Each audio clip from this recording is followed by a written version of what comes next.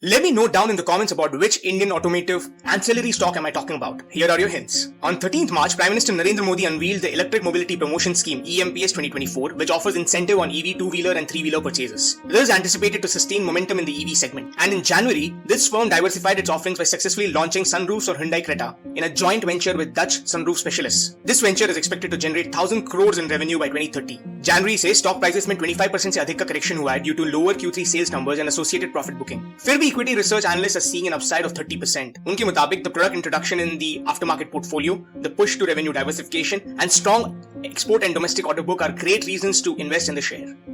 Is this the right time to invest in the firm?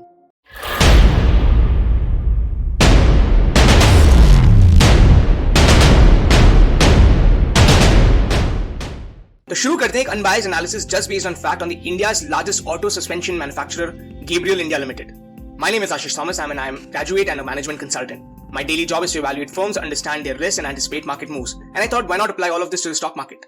So here we are, and let's jump right in. The first thing we'll do is understand the company's business model. With 60 plus years of operation, Gabriel India is India's largest and is one of the top 10 suspension manufacturers globally. The company has 4 product segments, 2 to 3 wheeler, which contributes 64% of the total product sales and commands 32% market share. Passenger vehicles, which contribute to 22% sales and commands 23% market share. The commercial vehicles, which contribute to 12% sales but has a whooping 89% market share. And finally, aftermarket with 40% market share. With a production capacity of 24 million units, it's the only company that is present in all the 4 segments. From Maruti to Toyota to Volkswagen, it serves over 50 plus OEMs across 500 plus models. It has a strong distribution network of 700 plus dealers and 20,000 retail network in the aftermarket space. Overall, 4% of its market is global. However, it recently won orders from Isuzu Indonesia, Yamaha Japan, DAF Netherlands and Volkswagen Russia, and has prioritized aftermarket sales in Latam and Africa. Now, there are 3 things that gives Gabriel a competitive edge based on its current strategy. Gabriel India is part of the Anand Group, which has 21 auto ancillary companies and 15 global joint ventures. The group has also created a new subsidiary called unveiled EV and has signed 3 joint ventures to create a wide range of EV products.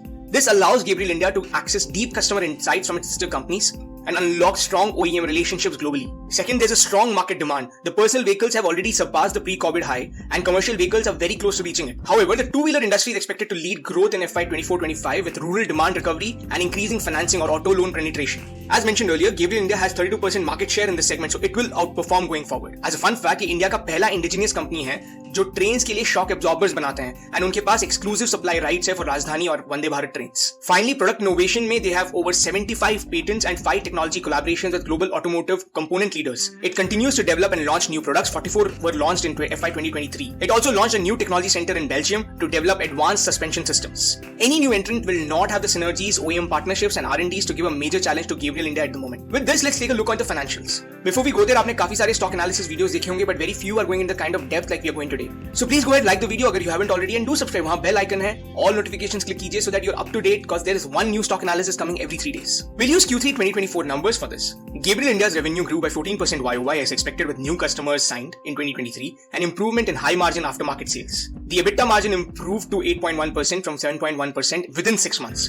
This is a direct result of their Core 90 program, a cost reduction initiative to drive efficiency and profitability. Management is aiming to hit 10% plus EBITDA margin by FY25, which is in line with the industry leaders. The profit too increased by 34% YOY. Some more insights for you. The operating cash flow is positive, nearly 1.5 times last year. Capex has remained steady with plans for driving capacity expansion and to introduce new product lines in FY24. The firm is nearly debt-free, so its debt-to-equity ratio is 0. Return on equity is pegged at 16%, which is higher than the industry at 12.5%. From an equity research perspective, they are anticipating a 40% upside on the stock with revenue growth of 12% and profit growth of 22%. All bullish on the revenue diversification, demand uptick, and a healthy market share across the product segments. Finally, the promoters are the largest stakeholders at 55%. The shareholder pattern is stable with no insider selling.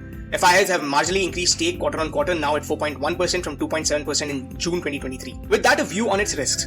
पहला, pricing pressure from OEMs का डर है, specially जो geopolitical situation है उससे supply chain पे काफी impact हुआ है, which in turn impacts the margins of the OEMs. दूसरा, lower than anticipated growth in two wheeler space है जिसपे ये पूरा प्रोजेक्शन लेड है. And तीसरा, low growth in high margin aftermarket sales, especially in the global markets, can result in profitability pressures. Finally, that brings us to valuations. On the football field, equity research analysts are claiming that the share will be hovering between 376 to 475, predicting an upside to the share. The relative valuation came out to be between 363 to 402 when compared with against Indian peers like Motherson, Uno Minda, Bosch, Jamna Auto and others. Its PE is currently 29.6 and is lower than the industry average of 49.9. In fact, at the current projections, it's trading only at 17x FY26 earnings, which is again at a very good discount. On the DCF, however, which is true cash flow valuation, the company is between 325 to 374 at a WACC of 11.1% and a long-term growth of 6.5%. The book value, however, is only 65. So net the stock is undervalued and shows a good potential of growth at 10 to 15%. Final thoughts. अगर आपको अच्छा लग रहा हो ये video तो जरूर लिखना what is the next share you want me to look into, and do not forget to click the bell icon to get all the notifications. The goods. Position of a market leader, joint venture to diversify revenues, active capacity expansion makes it attractive. Any slowdown in demand or pricing pressure can significantly impact profitability and the margins. With this, in my opinion, there is some good and bad to Gabriel India. However, given the market downtrend, one must wait for corrections to end before purchasing the stock. This is not a short-term purchase, but rather a medium play for 1 to 2 years in my opinion. That's all from me today. Do note that I'm not SEBI registered yet, and this is my own independent view and analysis. Please use this research as a starting point in your own analysis and let me know what you think about Gabriel India. Thank you.